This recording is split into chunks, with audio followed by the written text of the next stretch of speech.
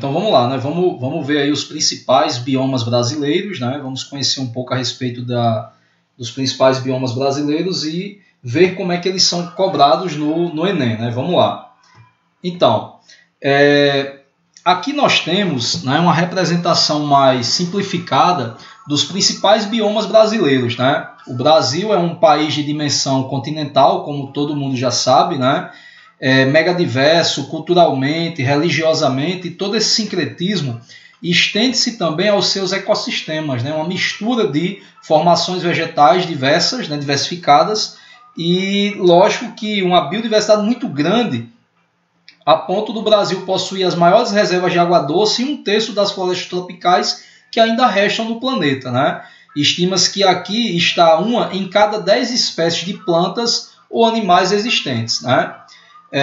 O grande Acis Absaber, né? ele disse, né?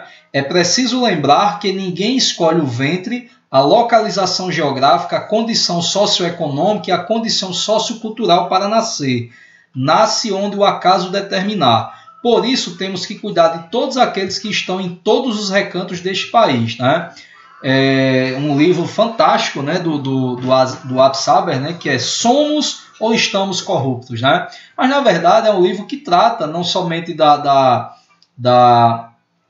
problemática, das dinâmicas sociais de nosso país, mas também ele retrata um pouco do que é o país, tanto em termos de cultura, mas também é importante lembrar que o Acis Absaber, ele não foi um geógrafo que, digamos, desnudou o Brasil apenas na questão cultural, mas também na questão de seus ecossistemas, né? O Acis Absaber foi um dos primeiros pesquisadores a criar, né, classificações para os nossos biomas brasileiros, né? Ele teve também a colaboração de um grande pesquisador chamado Paulo Emílio Vanzolini, né? O Paulo Emílio Vanzolini, que era médico, né, de formação, mas que também foi um dos maiores estudiosos de répteis do nosso país, né? Ele era médico de formação e zoólogo, né, por paixão, né? O Brasil possui enorme extensão territorial e apresenta climas e solos muito variados, né? Então você tem aqui, ó, alguns exemplos de biomas diferentes, com um detalhamento maior do que a gente viu no slide, há 2 slides, né? Então temos aí o bioma Amazônia, a Caatinga, Campos Sulinos, né, aqui na região sul do país, Cerrado, né, na região centro-oeste, Mata Atlântica, né, margeando aqui toda a costa brasileira, Pantanal, né, na região centro-oeste também, né, e aqui já puxando um pouquinho, né, na divisa com Bolívia, Paraguai, né, zonas costeiras, né, marcadas aqui de vermelho, em manchinhas mais reduzidas, transição Amazônia-Caatinga, né? Aqui a gente tem a transição Amazônia-Caatinga, né? Principalmente também pela zona lá do Maranhão, ele já toma conta de boa parte da região de Caatinga, né? Mata de Cocais e também região nordeste, né? O Maranhão é um estado que tem uma diversidade de formação vegetal muito grande. Transição Amazônia-Cerrado, né? O 9, que a gente vê aqui, né, no meio aqui do mapa do Brasil, e a transição Cerrado-Caatinga, né? Então, partindo ali um pouco de Piauí para Ceará, né, partindo também de Minas para Bahia, então a gente já vê um pouco mais dessa transição. Vamos falar do primeiro, né, que é a floresta amazônica, né? A floresta amazônica ela também é chamada de Ileia, né, do grego Ulaia, né, que significa bosque selvagem, né? Essa terminologia foi adotada pelo botânico Alexander von Humboldt, que criou essa terminologia, né, dada a exuberância, né, da nossa floresta amazônica. É uma típica floresta tropical, né, pluvial, localizada na região norte do Brasil, né? Vamos falar um pouquinho aí a respeito da floresta amazônica. Algumas características interessantes, né? Localização e abrangência, né? Ela se estende do Oceano Atlântico até as encostas orientais da Cordilheira dos Andes, até aproximadamente 600 metros de altitude, né? Então é uma floresta assim, muito vasta. Contém parte de 9 países da América Latina, né? Brasil, Paraguai, Bolívia, Peru, Equador, Colômbia, Venezuela, Guiana Francesa e Suriname, sendo 69% dessa área pertencente ao Brasil, né? Quase 70%, né? Segundo a Absaber, a maior parte da Amazônia ela é brasileira, né? Esse bioma ele abrange os estados da região norte, todos, né? Além de Mato Grosso e Maranhão, né? Mato Grosso na região centro-oeste e, no caso, Maranhão na região nordeste. Totaliza 4.871.000 km² e uma população em torno de 20 milhões de habitantes, né?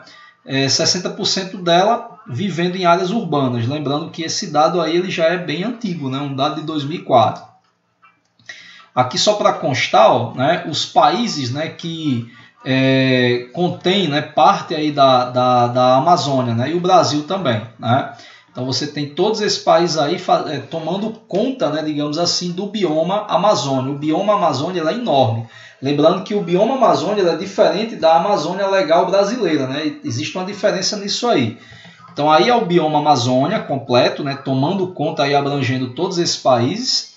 E logicamente a gente tem também a Amazônia legal brasileira, que é essa aqui, né? Cerca de 5.217.423 km², né?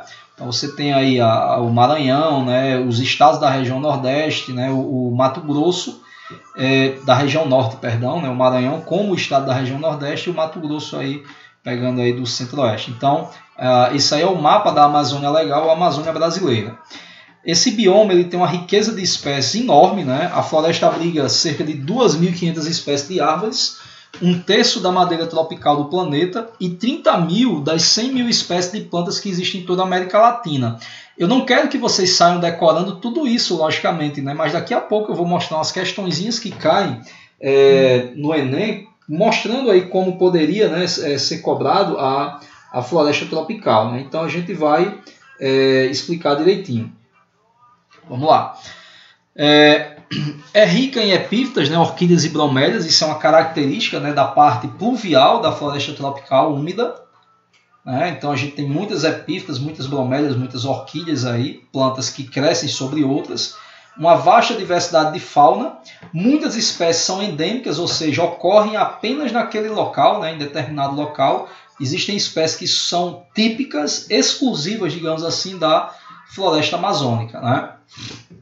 No tocante à estrutura, né, ela apresenta diversos estratos, isso já foi falado, né, característica de uma floresta tropical úmida é a estratificação vertical, né, é como se a floresta ela tivesse vários andares, né, formado pelo dossel, né, pela copa das árvores, né. O mais alto, né, o dossel, ele chega a, em média, 30 a 40 metros acima do solo, né? E ainda existem as árvores emergentes, né, que ultrapassam essa altura, né, esse comprimento aí. As precipitações pluviométricas na região amazônica, né, no bioma Amazônia, chegam a quase 2.000 milímetros anuais, né? Uma temperatura estável no decorrer do ano, né, sempre está quente, né, no bioma Amazônia, né, onde você tem aí entre 25 e 28, 29 graus, né? Então vejamos aí, né, o alto, né, da copa aí, né, é como se a gente tivesse, né, vários patamares, né, as árvores de grande porte, né, as lianas, né, as epífitas, as plantas que vivem sobre as outras, né, as chamadas árvores emergentes, né. Aí você tem um patamar dos 10 aos 35 metros de altura, né, árvores de menor porte com troncos afilados, né, plantas trepadeiras, troncos lisos sem ramos, né, sem ramificação, e o patamar das árvores baixas, né, de até 10 metros de altura, né, árvores jovens, arbustos, a região do manto herbáceo, né, a camada de ervas, né, que a gente observa dentro do bioma Amazônia, né. É considerado o maior bioma terrestre tropical, né, porque na verdade existe outro bioma muito grande, né, com uma vasta área de extensão que é a taiga, né? A taiga é o maior bioma em extensão, comprimento, né, em latitude, né, partindo lá da América do Norte até quase, né, no Ártico, né? Mas o bioma tropical, o maior bioma tropical da Terra é justamente a floresta tropical úmida, no caso a Amazônia, né? Diversos ecossistemas, né, compõem essa floresta, né, interagindo em equilíbrio. 65% dessa floresta tropical úmida ela é de terra firme associada a matas de cipó, Campinas, né, existem áreas abertas, campos abertos, né, clareiras abertas, matas secas, os chamados igapós, né, que são florestas alagadas, os manguezais, as matas de várzeas, partes de cerrado, campos de terra firme, campos de várzeas e matas de bambu, né, bambuzais que a gente encontra também nessa floresta tropical úmida. Corresponde à maior área de floresta inundada do planeta, com cerca de 700 mil quilômetros quadrados. Representa 35% de todas as florestas do mundo, né? É gigantesca, né, a floresta tropical amazônica. Temos a maior biodiversidade de todos os continentes, né? Um meio das espécies de aves, né, hoje conhecidas, a maior diversidade de insetos, especialmente borboletas, com uma ressalva, né? A avifauna, né, a avifauna de aves a avifauna do Pantanal, ela ainda, pelo tamanho do Pantanal comparado com o do bioma Amazônia, né, floresta tropical, o do Pantanal ele tem uma diversidade de avifauna muito grande também, né, por causa que a gente compara o tamanho dos biomas, né. Existem mais espécies de peixes, né, do que no próprio Oceano Atlântico, né, dentro do bioma amazônico, por causa também da grande diversidade de tipos diferentes de ecossistemas partindo dos seus rios, né? Então a gente tem aí, né, os igapós, né, as matas, né, os biomas aquáticos encontrados, matas de várzeas, né, os brejos, né, que a gente encontra também no bioma amazônico, né, floresta amazônica, floresta tropical. No tocante ao que concerne, né, a conservação e a gestão ambiental, o conhecimento da fauna e flora é extremamente precário, né? Acredita-se que não se conheça nem metade das espécies que habitam suas matas e rios, né?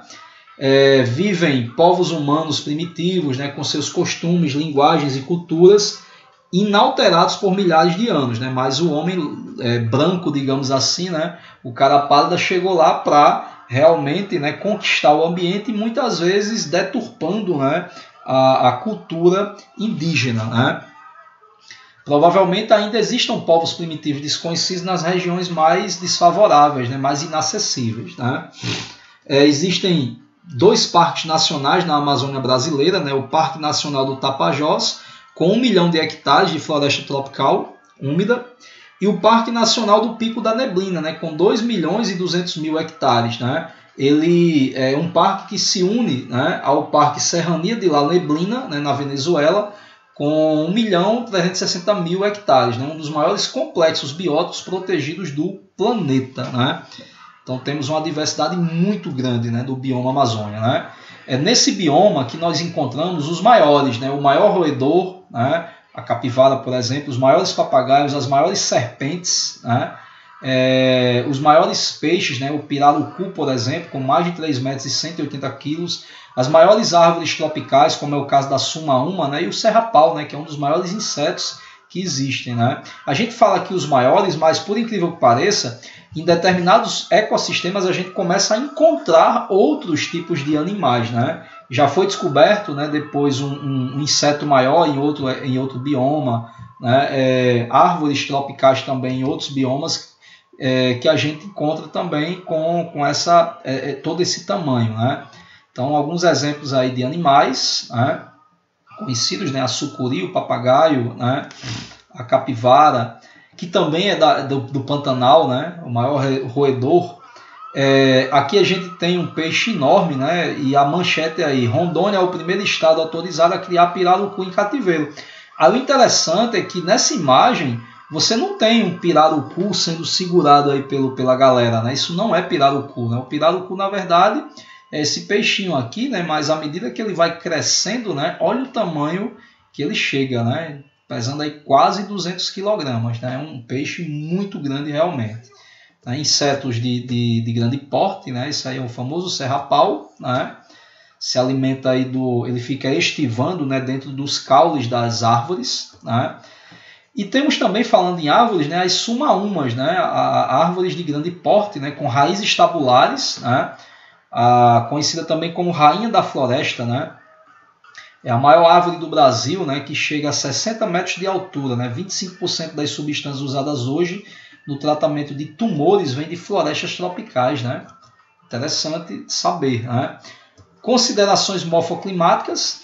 A floresta amazônica, né, é a responsável pela existência de uma massa de ar continental úmida, né? Então a evapotranspiração é tamanha, né, que ela participa da manutenção climática global. A Amazônia não é o pulmão do mundo, pois todo o oxigênio lá produzido é praticamente consumido pela própria floresta, né, já que se trata de um ecossistema clímax, uma comunidade clímax, um ecossistema em equilíbrio. A ideia de homogeneidade da floresta é falsa. Há uma diversidade de espécies enorme, desde o tipo de mata até o tipo de relevo. A mata de igapó é inundada permanentemente, né? Diferente do Pantanal, por exemplo, já é outro bioma. A várzea é inundada somente nos períodos de cheia e a mata de terra firme normalmente não é inundada, né?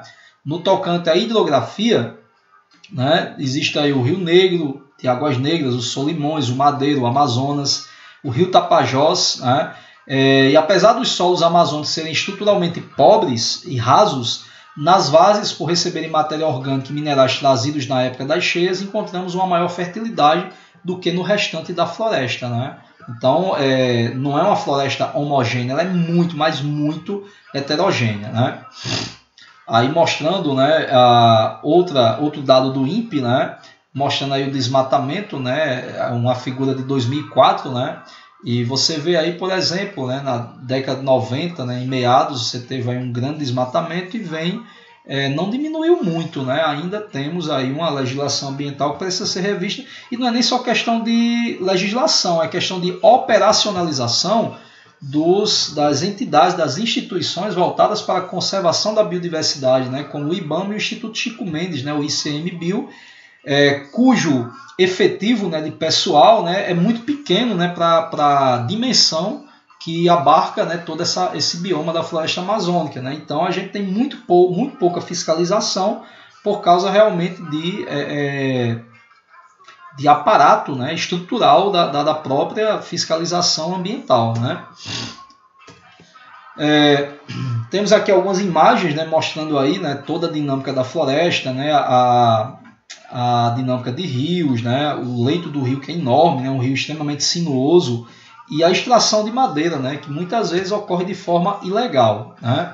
Os principais impactos, né, falando em extração de madeira, é a intensificação da pesca devido à exportação de peixes, a modernização dos métodos de pesca por empresas especializadas com o emprego de dinamite, né, o que provoca uma matança indiscriminada, que você não acaba matando muito mais animais do que necessariamente tirar ali o peixe, né, e afastar, né, conseguir coletar aquele peixe que está ali presente. Crescente poluição das águas fluviais, especialmente nas áreas de garimpo de ouro, né, com a utilização do mercúrio para separar o ouro das impurezas, o que vem contribuindo para a diminuição da abundância de peixes, né? Contrabando de animais silvestres e da flora, introdução de espécies exóticas, né? Nas últimas décadas, enfrenta também ameaças de desmatamento, queimadas, conversão de terras para agricultura, com novos assentamentos sendo feitos em áreas ainda preservadas, né? Invasão de aldeias, né? Tem tudo isso aí na floresta amazônica, né? Modelos inapropriados de ocupação do solo, aliados à pressão econômica, né? Que levou a uma ocupação desorganizada e ao uso não sustentável dos recursos naturais, né? Segundo estimativas oficiais, até 2020, ou seja, esse ano, a Amazônia terá perdido 25% de sua cobertura nativa, né? O que é bem impactante, né? No tocante aos desmatamentos, né, que é uma atividade degradante, né? Ela tem aí como causas, por exemplo, a extração de madeiras, né, para fins comerciais, instalação de projetos agropecuários, né, pecuária extensiva, implantação de projetos de mineração, construção de hidrelétricas, propagação do fogo resultante de incêndios e construção de rodovias, né? Aí é a principal causa dos desmatamentos, né? Consequências, logicamente, né, a água ela adentra o solo pelos buracos formados pelas raízes das plantas, das árvores, né? Se não tem planta, não tem buraco, não tem raiz, né? Não tem buraco, não tem água assim percolando no solo, né? Então o solo fica mais pobre. Então, destruição da biodiversidade também, porque boa parte dessas árvores, imagina uma daquele tamanho, né? Mais de 60, 70 metros de altura, ela sendo derrubada, a quantidade de organismos vivos que dependem, né, daquele tipo de planta naquela floresta, né? Então a gente teria aí basicamente uma diminuição da biodiversidade, você está fragmentando, destruindo o hábitat de muitas espécies e também o próprio alimento, né? Elas se utilizam daquelas matas, daquelas árvores como abrigo e também como alimento. Genocídio e etnocídio das nações indígenas, erosão e empobrecimento dos solos, enchentes e assoreamento dos rios devido à destruição da mata ciliar, a mata que circunda os rios, diminuição dos índices pluviométricos, porque eu vou ter uma diminuição da evapotranspiração, então eu tenho uma dificuldade de formar as massas úmidas, né? Elevação das temperaturas, desertificação em várias áreas de floresta e, logicamente, né, proliferação de pragas e doenças são algumas das consequências observadas aí pela destruição da floresta tropical úmida, né? Então já falamos um pouquinho sobre floresta, né? Vamos agora comentar a respeito da Mata Atlântica, né? A Mata Atlântica ela é conhecida também como floresta pluvial costeira, né? Ela está situada entre o Rio Grande do Norte e o Rio Grande do Sul, correspondendo a um dos mais valiosos hotspots da Terra. Renato, o que vem a ser hotspot? Bom, é o seguinte, um pesquisador chamado Norman Myers, né, da Universidade de Oxford, e alguns colaboradores, seus colegas, já identificaram 25 pontos críticos, né, hotspots, pontos críticos de biodiversidade em todo o mundo. Como assim, Renato? Se é hotspot, né, um ponto quente, um ponto crítico, é um ponto que é rico em biodiversidade. Mas por que é tão crítico? Porque justamente é um ponto rico em biodiversidade, mas que está sendo, no caso, muito degradado, né? E a gente vê aqui, por exemplo, os 25 hotspots do planeta Terra, né? E veja que boa parte deles se encontram aqui nas Américas, né? Na África, né? Parte na Europa também, né? Então a gente vê aí uma distribuição desses pontos, aí, desses hotspots. Ilhas também sofrem muito com esse mecanismo, né? Então vamos lá, né? Você vê aqui, por exemplo, no Brasil temos o Cerrado, ó, no centro-oeste brasileiro aqui o Cerrado, e outro hotspot aqui, gente, é a Mata Atlântica, né? A Mata Atlântica aqui está margeando a região da costa brasileira, né? A floresta pluvial costeira, né, conhecida como Mata Atlântica, ela engloba uma área de 1.306.000 km², né, cerca de 15% do território nacional, né, cobrindo total ou parcialmente 17 estados brasileiros, né, porque ela vem, ela é chamada Mata Atlântica porque ela vem ali diretamente do Oceano Atlântico, né, a partir da margem, né, da costa, por isso que é chamada também de floresta pluvial costeira, né. Então, quando você estiver passeando, né, pela via costeira, por exemplo, você lembra que você está caminhando por uma área de Mata Atlântica, por exemplo, né? Esse bioma vem sofrendo ação humana desde 1500, né, o período, digamos, inicial de ocupação territorial do Brasil pelos europeus, né, no caso. Né? Já existiam povos aqui, mais primitivos, que habitavam essas terras, né, mas os europeus chegaram aqui por volta de 1500 e aí nós tivemos, né, o primeiro ciclo econômico, um produto que era escoado facilmente pelo mar, né, que no caso era o ciclo econômico do pau-brasil, depois veio cana-de-açúcar, minério, café depois, né, então basicamente a gente teve essa super exploração do bioma Mata Atlântica, né. A área de domínio, né, desse bioma, né, a área de domínio vegetal, né, da vegetação clímax, abrangia total ou parcialmente 17 estados. Né? Olha a diferença. Né? Por exemplo, Alagoas era coberto, em 52% do estado, mais de metade da área do estado era coberto pela Mata Atlântica. Né? Na Bahia, 31%, do Ceará, 3%, né, já lá na pontinha, lá em cima. Espírito Santo, todo de Mata Atlântica, né?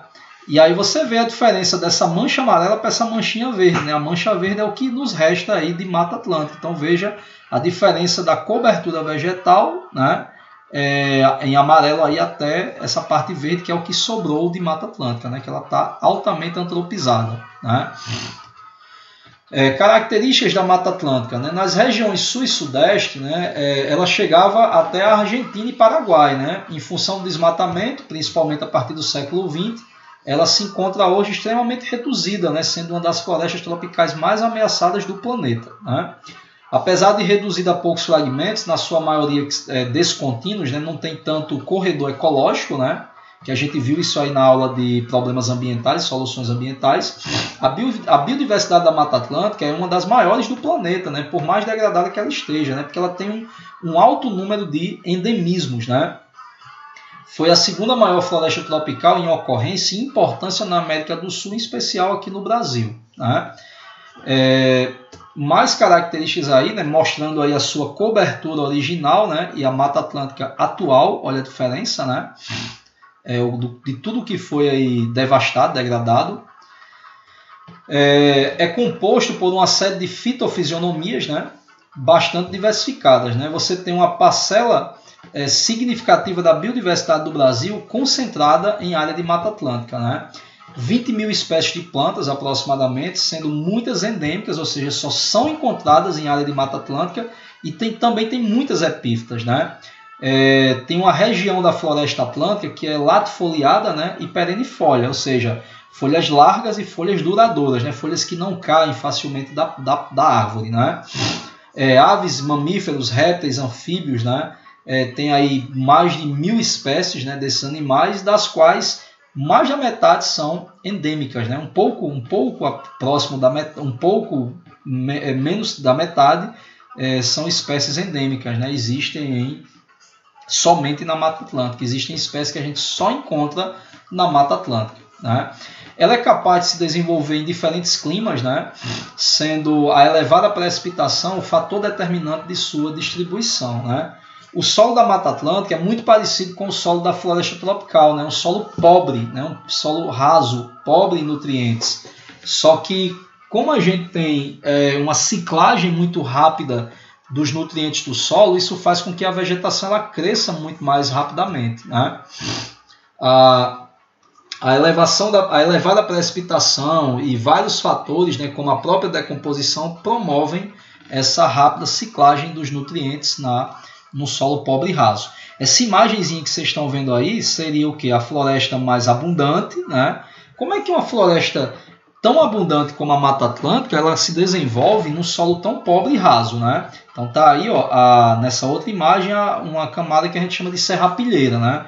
Que é uma camada formada aí por folhas, né, secas e que estão sofrendo decomposição rapidamente, né? Então você tem uma rápida ciclagem de nutrientes, o que favorece a riqueza, né, do solo da Mata Atlântica. Embora seja um solo pobre, ele se mantém com nutrientes por causa da intensa decomposição. É uma floresta que é rica em micorrizas, né, que é a associação mutualística entre fungos e raízes de plantas, e bacteriorrizas, né, que são associações entre bactérias e raízes de plantas. Vamos lá, vamos continuar, né? No tocante à diversidade, né, a Mata Atlântica ela teve toda a sua extensão declarada como reserva da biosfera pela Unesco, né, desde o ano de 2002. Né? Tem uma diversidade muito grande, né, muito grande de animais, né, e plantas também. Né? Tem plantas que só existem na Mata Atlântica. Né? Se você vir em outro lugar é porque alguém tirou dali, né, por biopirataria, jogou, né, levou essa espécie para outras áreas, né? Como por exemplo a quaresmeira, né, que essa planta é muito bonita, né? O jequitibá, né, o ipê amarelo, o ipê roxo, né, a cuíca d'água, né, o muriqui, né, um macaco, né, típico de Mata Atlântica, o mico-leão dourado, né, que ficou ameaçado de extinção por muito tempo. A bicho preguiça é um animal de Mata Atlântica, a gente ainda vê aqui em alguns remanescentes na Paraíba, por exemplo, né. A saíra que é uma ave fantástica, uma ave linda, né, que a gente encontra em área de Mata Atlântica, né, são animais endêmicos, né, só existem na Mata Atlântica. Né. Os principais impactos, né, observados na Mata Atlântica, como ela é incorporada dentro dos hotspots, né, porque sofre muito impacto ambiental, impacto negativo.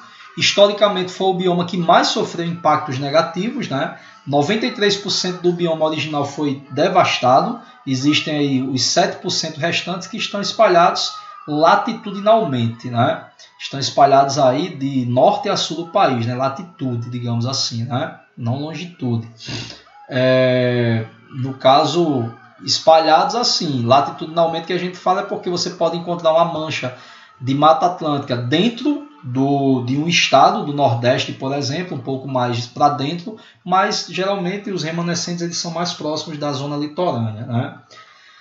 Há uma baixíssima troca genética entre espécies animais e vegetais, justamente porque não existem, né, corredores ecológicos, o que diminui o fluxo gênico, né? Isso é muito cobrado no Enem. A gente já viu alguns exemplos de questões que envolvem, né, fluxo gênico e corredores ecológicos. E aí, né, existem essas medidas, né, para diminuir os impactos, que são a criação de corredores de migração entre fragmentos e produção de cultura mista, né, que você aumenta a biodiversidade daquela região e a riqueza de espécies também por consequência, né. As ações humanas, né, que causam impacto na região, as principais são quais, né? Desmatamento, a extinção da flora, né, a caça e pesca indiscriminadas, a mineração, a introdução de espécies exóticas e o fator o fator preponderante de degradação da Mata Atlântica é a urbanização, né? Porque o país começou a se desenvolver a partir da zona litorânea, né? da faixa do bioma Mata Atlântica, né? Que está muito devastado mesmo, né? Além da biopirataria que a gente encontra também nesse ambiente, né? Caça, né, de animais silvestres, né, tráfico de animais silvestres a gente encontra, né, em área de Mata Atlântica, né, extração de madeira, por exemplo, também, né, a abertura de clareiras, né, para ocupação de áreas, né, com lavouras e muitos outros fatores que interferem na dinâmica de sobrevivência nesse bioma, né. Vamos a uma questãozinha do Enem, porque Mata Atlântica é um bioma que é muito contemplado no Enem, não mais que Cerrado, né, mas é um bioma também muito importante. A figura a seguir é parte de uma campanha publicitária, né? Então, essa campanha publicitária relaciona-se diretamente com a seguinte afirmativa. Então, você tem aí um mico-leão dourado, né? E uma frase, né? Nem sempre é o criminoso quem vai parar atrás das grades, né? Então, tem um bichinho preso aí. E tem um porquê, né? Vamos lá. Essa campanha publicitária relaciona-se diretamente com a seguinte afirmativa. Letra A. O comércio ilícito da fauna silvestre, atividade de grande impacto, é uma ameaça para a biodiversidade nacional. Não tem nem o que discutir. Corretíssimo. A biopirataria, né? O comércio, o tráfico de animais, principalmente animais silvestres, é uma atividade de grande impacto e é uma ameaça para a biodiversidade nacional e também mundial, né? A manutenção do mico-leão dourado em jaula é a medida que garante a preservação dessa espécie animal. Não que é isso, né? Na verdade, é a criação de unidades de conservação e conscientização também ambiental por parte das pessoas, né? E prender aquelas pessoas que traficam esses animais aí, que isso aí é crime, né? Tráfico de animais silvestres. C. O Brasil, o primeiro país a eliminar o tráfico do mico-leão dourado, garantiu a preservação dessa espécie. Não foi o primeiro a eliminar o tráfico e também não foi o primeiro, e não garantiu, né? Existe ainda tráfico de animais silvestres sendo, nos registros aí do IBAMA, né, e do ICMBio. Inclusive, é um animal que, graças às atividades, né, graças às iniciativas de conservação, né, ele ainda conseguiu restabelecer um pouco mais a sua população, né, que ele se encontra no livro vermelho da fauna ameaçada, né. Existe uma publicação do ICMBio chamada Livro Vermelho da Fauna Ameaçada de Extinção.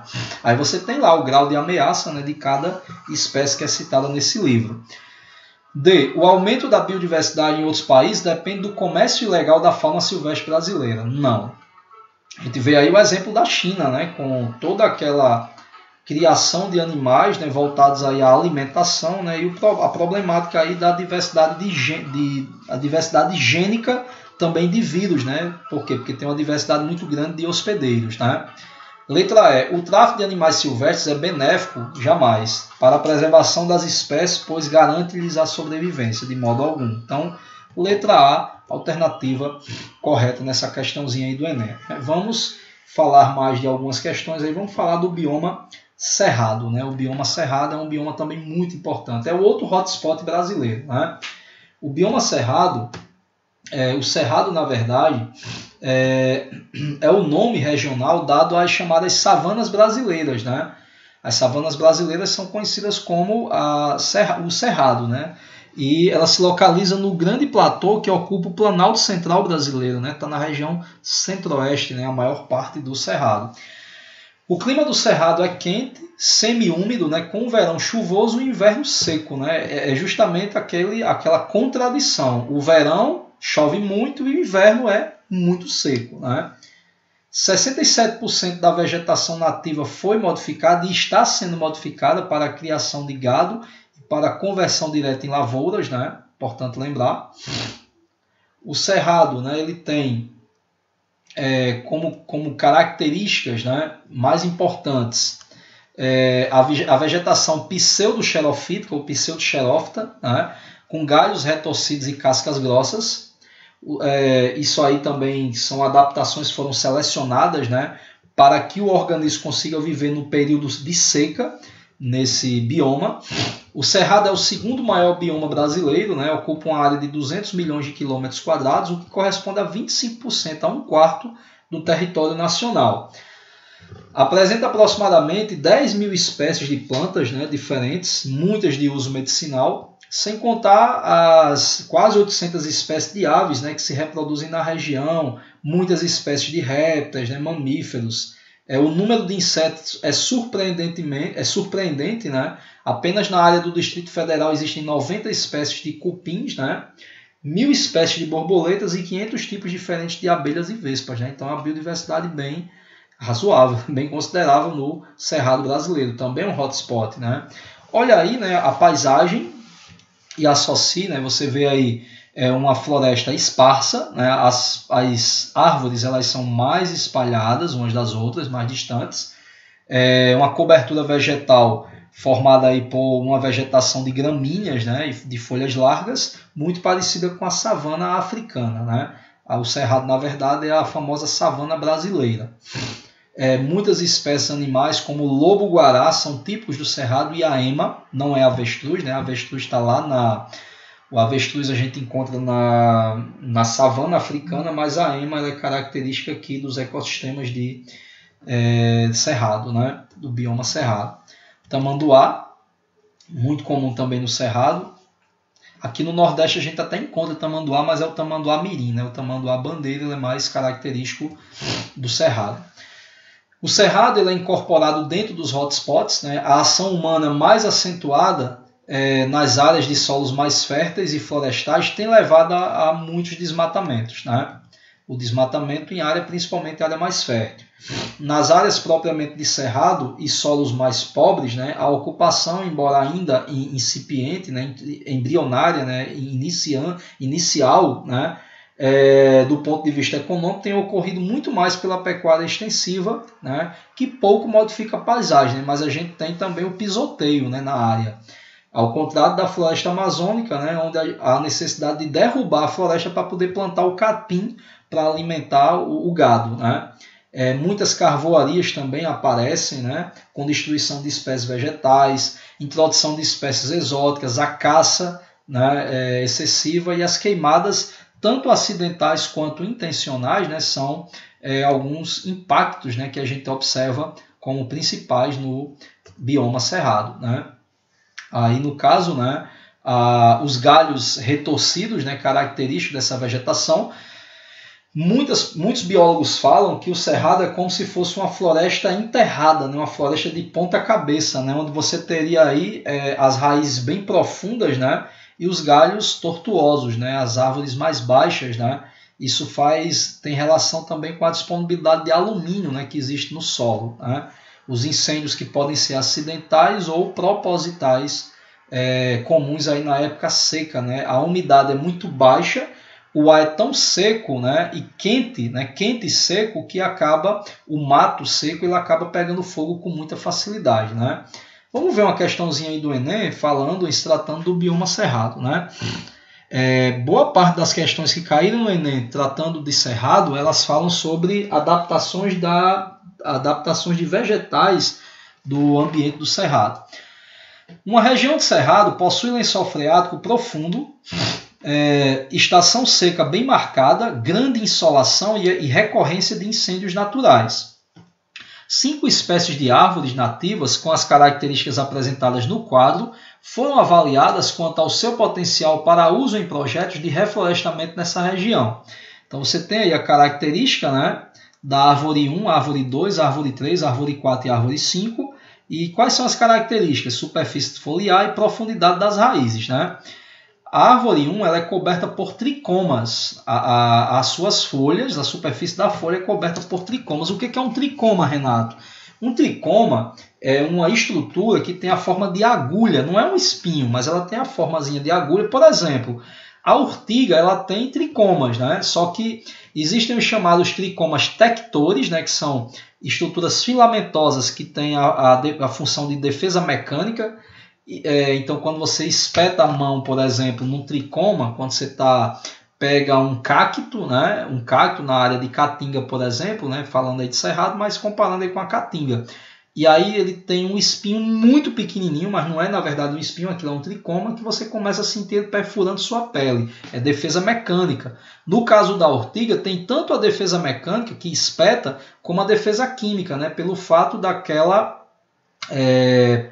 planta, né? da ortiga ela ter também uma bolinha, né? Um tricoma glandular, que tem uma grande quantidade de ácido fórmico, né? Que arde pra caramba. Então, no caso, é uma defesa também, né? A profundidade das raízes é baixa, né? Então a gente já começa a ver que isso aí não tem nada a ver com o cerrado. Por quê? Porque no cerrado a profundidade das raízes é alta, é elevada. As raízes são profundas no bioma cerrado. A árvore 2, né? Você tem a superfície da folha coberta por cera, o que é bom, né? Deixar a folha mais grossa para resistir ao incêndio que ocorre naturalmente no cerrado. E a profundidade das raízes é alta. Então, a árvore 2 até agora ela tem características mais marcantes, mais importantes para uma planta de cerrado do que a árvore 1. Então, até agora ficamos aí com a 2. A árvore 3 ela tem a superfície foliar coberta por cera, o que é característica de plantas de cerrado, mas aí ela tem uma profundidade da raiz baixa, o que não condiz com a planta de cerrado. Então a árvore 3 já está eliminada. Se a árvore 3 está eliminada, a 4 também está, porque fala aí sobre profundidade da raiz baixa, né? E coberta por espinhos, né? Está errado. A profundidade alta na árvore 5, só que coberta por espinhos, é muito mais característica do bioma caatinga do que do bioma cerrado, né? Então, a alternativa correta aí, letra B, né? Essa questão foi considerada de média a difícil, né? Porque apenas 30% dos alunos que fizeram o Enem, cuja prova tinha essa questão, acertaram, né? Vamos falar um pouquinho mais do cerrado, né? Muitas espécies de plantas lenhosas são encontradas no cerrado brasileiro.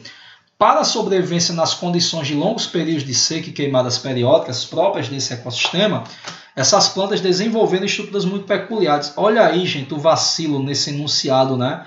Ele está dizendo que a planta do cerrado desenvolveu estruturas peculiares para poderem sobreviver e se adaptar aos longos períodos de seca. Não foi bem assim, né? Em verdade, né, há 450, 300 milhões de anos, 200 milhões de anos, as primeiras plantas que começaram a surgir no cerrado do grupo das angiospermas, existiam plantas que tinham cascas grossas, né? Existiam plantas que tinham raízes profundas, existiam plantas que não tinham essas características. Então, o que houve, em verdade, foi uma seleção natural. Não foi que a planta passou a apresentar a característica para sobreviver no bioma cerrado, né? Isso é um erro, né? Mas, tirando aí essa parte de erro conceitual, vamos analisar as alternativas. As estruturas adaptativas mais apropriadas para a sobrevivência desse grupo de plantas nas condições ambientais do referido ecossistema são: letra A, cascas finas. Já começou errando, né? Porque casca fina não é característica de planta de cerrado, na verdade são cascas grossas, né? E sem sulcos ou fendas, aí está mais errado ainda, né? Porque na verdade as cascas são grossas e elas começam a se destacar da planta, né? Então, na verdade, você tem aí, você não tem casca fina, sem sulcos, é cascas grossas com sulcos e fendas, né? Você olha para a casca da árvore, ela é grossa e tem sulcos, ela se desprende, se destaca em parte da árvore, né? Do caule. B, caules estreitos e retilíneos. Eu mostrei há poucos instantes uma imagem de uma árvore do cerrado e vocês viram que elas têm um caule, né, tortuoso, um caule torto, né, os galhos são tortos. Que mais? Folhas estreitas e membranosas, né? Não, as folhas são grossas e coriáceas, né? Duras, cobertas por uma grossa camada de cera. Letra D, gemas apicais com densa pilosidade. O fato de eu ter... O que é uma gema apical? A gema apical é a pontinha do caule, é o ápice do caule, né? É ali onde tem um tecido chamado meristema que permite o crescimento da planta. E aí, para aquela gema sobreviver às queimadas que ocorrem na floresta do cerrado, elas têm que ter o quê? Uma densa pilosidade, pelos, uma camada muito grossa de pelos para proteger melhor contra o fogo, né? O meristema fica mais protegido do fogo, então a letra D é a alternativa mais coerente. A letra E está errada porque ele fala em raízes superficiais, em geral aéreas, quando em verdade as plantas de cerrado apresentam raízes profundas. Então letra D, alternativa correta, né? Essa aí, gente, foi a questão mais difícil, né, do Enem, eu não lembro o ano, mas quando essa questão caiu, somente 15% dos alunos acertaram essa questão. Foi a questão mais difícil desse Enem, né? Vamos lá. Mais uma questãozinha de cerrado, né, provando aí por A mais B que o cerrado é o bioma brasileiro que é mais contemplado. Existem as chamadas teorias, né, da conspiração, né? Muitos biólogos, né, a gente discutindo, eu juntamente com alguns professores de biologia, a gente discute que provavelmente esse cara que elaborou boa parte dessas questões do Enem, ele viva lá para bando de Brasília, né, Distrito Federal, por aquela região ali do Centro-Oeste, que é onde está o cerrado concentrado, né, um cara especialista em cerrado, por ter cobrado tanta questão desse tipo de bioma, né? Na verdade a gente fala teoria da conspiração, mas diz, o cara que elaborou essa ruma de questão de cerrado, provavelmente ele é especialista nesse tipo de bioma, por isso que ele cobra tanto, né? Então a gente já sabe que cerrado é o bioma brasileiro mais cobrado. Também não é que ele não seja importante, né? Mas é que é o mais contemplado dentre todos. Vamos lá, outra questãozinha, né? Em uma aula de biologia sobre formação vegetal brasileira, a professora destacou que em uma região a flora convive com condições ambientais curiosas. As características dessas plantas não estão relacionadas com a falta de água, mas com as condições do solo, que é pobre em sais minerais, é um solo ácido e é rico em alumínio, né? Por isso que os caules são tortos, né?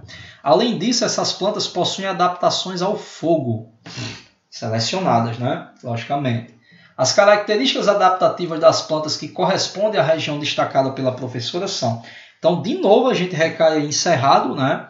E quais seriam essas características? Vamos lá.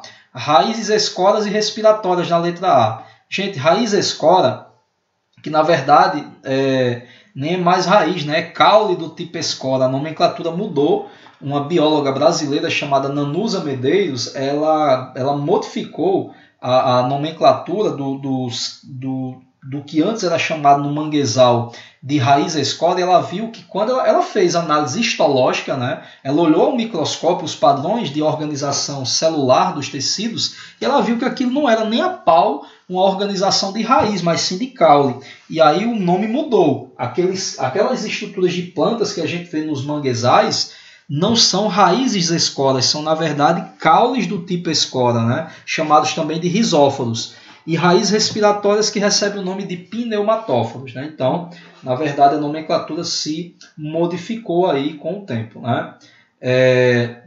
Então, letra A diz respeito a adaptações de manguezal, mas não tem nada a ver com, no caso, bioma cerrado, beleza? Vamos lá.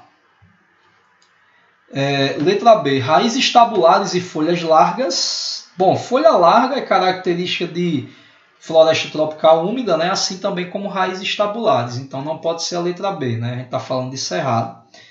C, cascas grossas e galhos retorcidos. Então, basicamente isso aí, essas duas características são características de um bioma cerrado. D, raízes aéreas e perpendiculares ao solo, né? Não. Aí também raízes aéreas e perpendiculares ao solo seria característica também de Mata Atlântica. Letra E, folhas reduzidas ou modificadas em espinhos, né? Aí a gente teria o bioma caatinga, né? Então letra C, casca grossa, né? E galhos retorcidos é característica da vegetação do bioma cerrado. Vamos aqui continuando, né? Mais outra questãozinha, né? A vegetação do cerrado é constituída, isso tudo do Enem, né, gente? Então vocês veem aí o quanto cai pra caramba, né, o cerrado. A vegetação do cerrado é constituída por árvores esparsas que apresentam troncos retorcidos e raízes profundas, disseminadas em meio a arbustos. As raízes dessas árvores são uma importante estratégia evolutiva, pois, vamos lá, letra A, aumentam a taxa de fotossíntese das árvores, o que eleva a produção de biomassa. Então ele está dizendo aí que a vegetação do cerrado contém árvores mais espalhadas, né, que apresentam troncos retorcidos e raízes profundas disseminadas em meio a arbustos, moitas. As raízes dessas árvores são importante estratégia evolutiva, o fato delas serem profundas, por quê? Né? Vamos lá, vamos analisar isso aí. Letra A, aumentam a taxa de fotossíntese das árvores, o que eleva a produção de biomassa. Não tem nada a ver, né? Quem realiza a fotossíntese, na verdade, são as folhas e não as raízes, né? Na verdade, as raízes elas não têm essa relação direta com a fotossíntese. É, na verdade, uma relação indireta, né? Elas apenas absorvem e transportam, né, a seiva bruta para realmente o órgão fonte, que é a folha. Fonte porque produz a seiva orgânica, né, por meio da fotossíntese. Letra B. O fato das raízes serem profundas melhoram a sustentação das árvores no solo, certo? Tudo bem. Que se torna arenoso nos períodos intensos de seca. Não. O solo do cerrado ele não se torna tão arenoso nos tempos de seca, apesar de isso ser propício, né, a acontecer, mas não ocorre. Letra C, possibilitam a absorção de água de regiões mais profundas do solo. Então, é a lógica, né? Se eu tenho uma raiz mais profunda, ela vai possibilitar uma absorção maior de água dessas regiões mais profundas do solo, inclusive nos períodos de seca. Então, letra C é a alternativa correta. Vamos ler as demais. Dificultam a ação de predadores que se alimentam dessas raízes, provocando a morte das árvores. Nada a ver. Letra E. Diminui a superfície de contato desses órgãos com a atmosfera, impedindo a perda de água por evaporação. Não, gente, a evaporação ocorre basicamente na superfície foliar, principalmente. Na verdade, a planta evapora por todas as suas estruturas, mas as folhas é mais de 90% responsável por esse processo, né? Mais uma questãozinha aí envolvendo o cerrado, né? Vamos lá, cerrado de novo. Vamos falar do cerrado. Tanto que eu vou dividir essa parte de biomas brasileiros em duas, né? Terminou Cerrado, a gente vai dar uma pausa e começar a falar dos biomas brasileiros aí em outro arquivo, né? Porque senão o vídeo fica enorme aí para a gente fazer o upload, né? Vamos lá. Uma pesquisadora deseja reflorestar uma área de mata ciliar quase totalmente desmatada. Essa formação vegetal é um tipo de floresta muito comum nas margens de rios dos cerrados no Brasil central e em seu clímax possui vegetação arbórea perene e apresenta dossel fechado, com pouca incidência luminosa no solo e nas plântulas. Para quem não lembra ou não sabe o que é plântula, plântula na verdade é a planta jovem, né? A plantinha jovem, beleza? Sabe-se que a incidência de luz, a disponibilidade de nutrientes e a umidade do solo são os principais fatores do meio ambiente físico que influenciam no desenvolvimento da planta. Para testar unicamente os efeitos da variação de luz, a pesquisadora analisou em casas de vegetação com condições controladas o desenvolvimento de plantas de 10 espécies nativas da região desmatada sob 4 condições de luminosidade. Uma sob sol pleno e as demais em diferentes níveis de sombreamento, né? Como se fosse um grupo controle e grupos experimentais, né? Para cada tratamento experimental, a pesquisadora relatou se o desenvolvimento da planta foi bom, razoável ou ruim, de acordo com critérios específicos. Os resultados obtidos foram os seguintes. Então a gente tem aí espécie 1, 2, até espécie 10, né? A espécie que ficou sobre sol pleno, né? Ela teve aí uma condição de luminosidade no sombreamento, né? Com 30% de luz, né? Temos aí sol pleno, 30% de luminosidade, né? de sombreamento, melhor dizendo, 50%, 90%. Então vamos analisar direitinho. A espécie 1 ela teve um crescimento razoável, né? no sol pleno, quando foi exposta totalmente ao sol pleno. Quando ela foi exposta a um ambiente 30% sombreado, né, ela teve um bom desenvolvimento, com metade do ambiente sombreado um desenvolvimento razoável e 90% sombreado ruim, né? Aí o que ela quer saber, né? Vamos para a gente poder analisar os dados, né? Vamos lá. Para o reflorestamento da região desmatada, vamos lá, letra A. A espécie 8 é mais indicada do que a 1, uma vez que aquela possui melhor adaptação a regiões com maior incidência de luz. Vamos ver isso é verdade? Vamos lá, espécie 8, em sol pleno, né, no campo aberto, como é o caso do Cerrado, por exemplo, né, o campo aberto, ela teve aí, no sol pleno, a espécie 8, um desenvolvimento ruim, com condição de luminosidade com pouco sombreamento, 30%, ruim. Quando sombreou, ela teve um crescimento razoável, né, com metade, e 90% de sombra, crescimento ruim. Então, ela não é uma boa planta para... inclusive a 1, né, ela tem aí um crescimento até razoável, né, quando exposta ao sol pleno. A 1 seria melhor do que a 2. Né? Então, letra A está errada. Letra B. Recomenda-se a utilização de espécies pioneiras, isto é, aquelas que suportam alta incidência de luz. É verdade, né? Uma espécie pioneira está ali no solo nu, né? É bem característica da sucessão ecológica, a espécie pioneira ela é a primeira a surgir, e aí, nesse caso, né, como ela está no solo nu, ela suporta uma alta incidência de luz.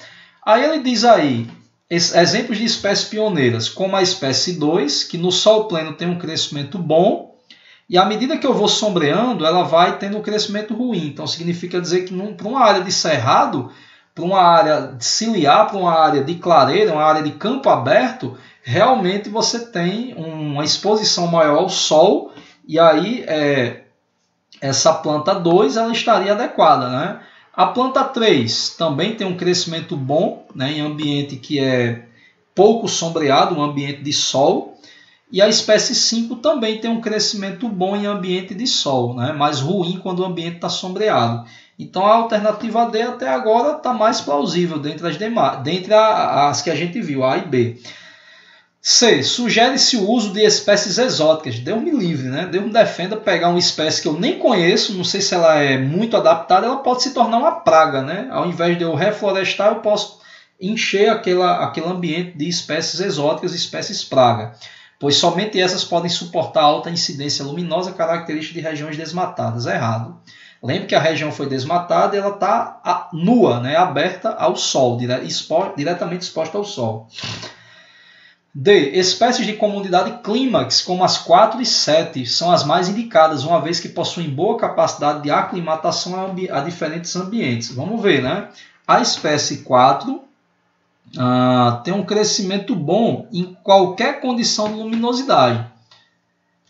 Qualquer condição de luminosidade ela cresce, na espécie 4. Mas vamos ver a 7. A 7 não, né? A 7, até que a 4 daria para utilizar em área desmatada, mas a 7 ela é ruim para sol pleno, ruim para... Na verdade, ela tem um crescimento até razoável quando você tem 90% do ambiente sombreado, né? Então, não é uma espécie tão boa. A 4 até seria, mas a 7 não. Então, não pode ser letra D. Letra E. É recomendado o uso de espécies com melhor desenvolvimento à sombra, como as plantas das espécies 4, 6, 7, 9 e 10, pois essa floresta, mesmo no estágio de degradação referido, possui dossel fechado, que impede a entrada de luz. Não, ela disse, vamos voltar o enunciado, que essa área de mata ciliar ela foi quase que totalmente desmatada. Né? Então, na verdade, a letra E nem precisa você comparar, mas eu vou fazer, nem precisa você comparar os dados na tabela, mas ele diz aí que é recomendado o uso de espécies com melhor desenvolvimento à sombra. Não, com melhor desenvolvimento ao sol, porque a área foi no ar e está desmatada. Né? Então o sol está incidindo ali naquela área de forma mais acentuada.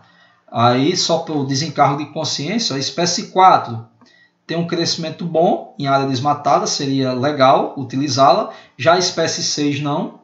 A espécie 7 também não. A espécie 9 tem um crescimento ruim quando exposta ao sol pleno. E a 10 um crescimento razoável. Até a 10 até que seria plausível. Né? Mas, então, nesse caso, a mais coerente aí é a alternativa B. Né? Essa questão aí foi uma questão considerada difícil, né? 30% dos alunos que fizeram a prova esse Enem conseguiram acertá-la. Né? Vamos a mais uma questãozinha de bioma cerrado, né?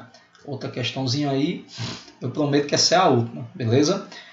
A ocupação predatória associada à expansão da fronteira agropecuária acelerada pelo plantio da soja tem deflagrado, com a perda da cobertura vegetal, a diminuição da biodiversidade, a erosão do solo, a escassez e a contaminação dos recursos hídricos do bioma cerrado. Segundo ambientalistas, o cerrado brasileiro corre o risco de se transformar em um deserto, que é outro tipo de bioma, né? A respeito desse assunto, analise as afirmações a seguir. Vamos lá. Primeira, considerando-se que em 2006 restem apenas 25% da cobertura vegetal original do cerrado e que desse percentual 3% sejam derrubados a cada ano, estima-se que em 2030 o cerrado brasileiro se transformará em deserto. Não, simplesmente a gente não tem dado, até na própria questão, para poder inferir, né, fazer uma inferência dessa. Né? Então, nem tem o que discutir, né, nessa primeira afirmativa. Segunda, sabe-se que a eventual extinção do bioma cerrado, dada a pobreza que o caracteriza, não causará impacto sistêmico no conjunto dos biomas brasileiros. Que é isso, né? O segundo maior bioma do Brasil. É um hotspot, né? Tem um índice de diversidade muito elevado, também um alto índice de endemismo, já, então causaria sim, com certeza, impactos sistêmicos nos demais biomas brasileiros. Né? Então está errada a segunda. A terceira, a substituição de agrotóxicos por bioinseticidas reduz a contaminação dos recursos hídricos do bioma cerrado. De fato, né? O bioinseticida é um inseticida que é biodegradável, né? Então, nesse caso, ele poderia não se acumular como um composto tóxico durante muito tempo nos mananciais. Então, de todas aí, a mais coerente é essa terceira afirmativa. Né? Então, letra B, apenas em 3, né, nós temos aí uma afirmativa correta, né? uma proposição correta. Então, gente, falta ainda a gente trabalhar a caatinga, né? Falta a gente trabalhar os manguezais, por exemplo, né? Falta a gente trabalhar também os pampas. Então a gente vai trabalhar ainda a mata de araucárias, uma série de alguns biomas. Então a gente vai dando continuidade a essa nossa aula de biomas brasileiros, né? Falamos de 3 importantíssimos, né? Floresta tropical, floresta amazônica, o bioma Mata Atlântica e o bioma cerrado, né? Então vamos prosseguindo aí com nossa aulinha de biomas brasileiros. Beleza?